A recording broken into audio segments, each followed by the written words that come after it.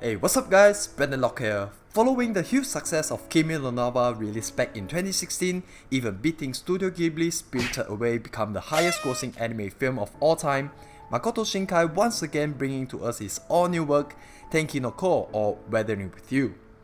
Ever since the first trailer came out back in a few months ago, I was immediately captivated by its breathtaking visuals and upbeat theme songs.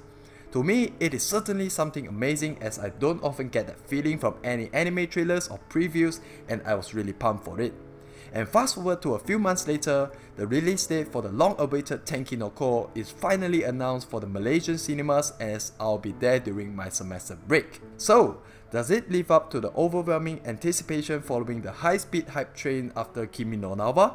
Let's find out. But before that, I just wanna let you know, in this review it might contain little to a lot of spoilers, so if you still wish to keep the surprise to yourself, feel free to tune out or maybe check out some of my other videos on the top right hand corner, as I do make reviews on seasonal animes too. So if you're ready, then let's just jump into it. Setting in the same universe as Kimi no Nawa, the story takes place in a Tokyo where rain never seems to stop. Right from the beginning, we are greeted with an awfully heavy rain and introduced to our protagonist, Morishima Hodaka, a high school teenage boy who has run away from an island to Tokyo. On his ferry trip, he was saved by a man called Keisuke Suga. Upon his arrival in Tokyo, things didn't go all so well. Due to his status as a runaway minor, he struggles to get a job and constantly being bullied on the streets. He later meets another young girl, Amano Hina, who is working in a fast food restaurant and kindly offered him some food. With no success landing any jobs, Hodaka decided to contact Suga and pay him a visit, later finding out that Suga owns a small publishing company.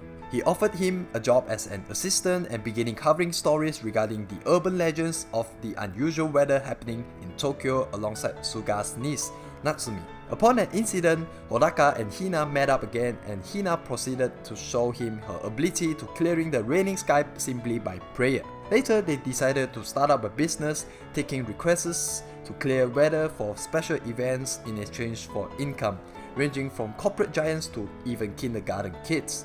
With a cheerful theme song coming in, and so begins their story together. Starting from the technical aspects, the movie featured in the movie is totally impeccable. From its subtle background soundtracks during calm moments to its impressive theme songs during dramatic entries, every piece of music is simply well done and will certainly keep repeating playing itself at the back of your head for at least a few days after you leave the cinema. It is that intoxicating. I must say, Red Wimps has certainly outdone themselves, and I'll definitely agree with you if you think that the music has been stepped up from Kimi no Nawa and is overall better. Nicely done, Red Wimps. Another piece of highlight from the movie is definitely its choice of angles and cinematography. Following the familiar Makoto Shinkai fashion, the movie features a lot of wide-angle still shots and showing off its masterclass art style. The movie perfectly captures the mood and atmosphere of Tokyo, sometimes even feels like a virtual tour around the bustling streets and shady back streets around the Tokyo area. Every scene looks really detailed and stays as true to life as possible. I was also amazed by some of the interesting shots, like the rotating shot in a microwave and also another shot imitating a drone shot flying through the fireworks blooming above the city skylines of Tokyo. When it comes to visuals, Makoto Shinkai's work is definitely one of the best, if not the best, in my opinion. The animation itself, of course, needs no more praises. Showing off the realistic animations from the huge downpour of rain to the most tiny rain droplets, everything looks visually stunning.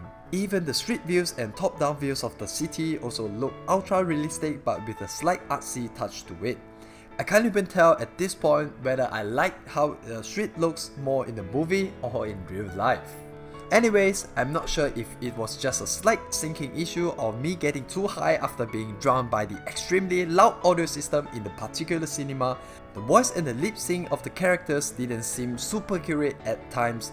Not something really major that would affect the movie overall, but just something very minor that I noticed. But yeah, this is nothing more than just nitpicking at this point. Moving on, the movie has clearly divided each part of the movie into few parts using fade out black screen transitions. Not that it has anything wrong with it, but I personally just feel like They could have used a more subtle way for the transitions without having such obvious clear cuts. However, it is certainly helpful for the viewers to get ready during each fade out, be prepared for the new arc into the movie as the story progresses. So I'll take that as something that still has room for improvement. Technical aspects aside, let's talk a bit about the story itself. During the first part of the movie, there was really nothing that contributes much to the story, but it shows us the hardship and difficulty of this teenage boy looking for a job around the city. Often being listed in everyone's travel bucket list, many people tend to view Tokyo as an excellent crossover of traditional culture and bustling urban experience, but forgetting what makes Tokyo what it is. All the negative backstreet activities and the coldness of the society among the metropolis often go under everyone's radar and seems to be ignored. So it is great that they've brought up this social phenomenon to everyone's attention, and maybe a bit regarding climate change. But to me, what really defines the movie, the very core of the movie or the very theme of the movie is choice. As Peter Parker once said, "Whatever comes our way, whatever battle we have raging inside us, we always have a choice."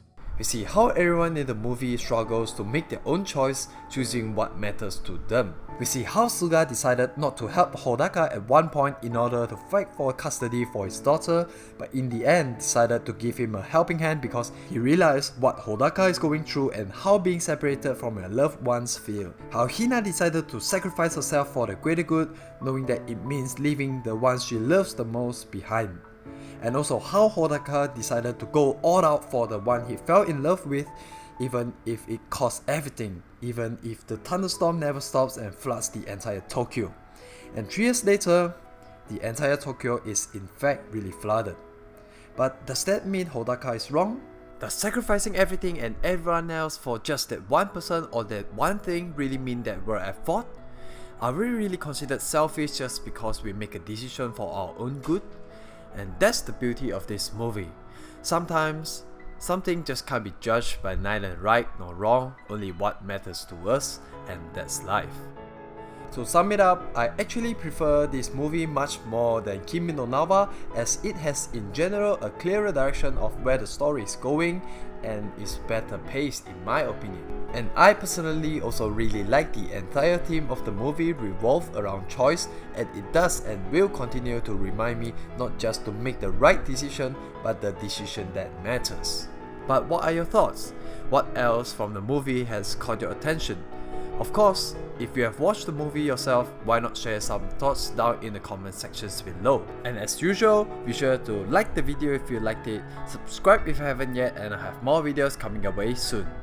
Until next time, Brendanlok out.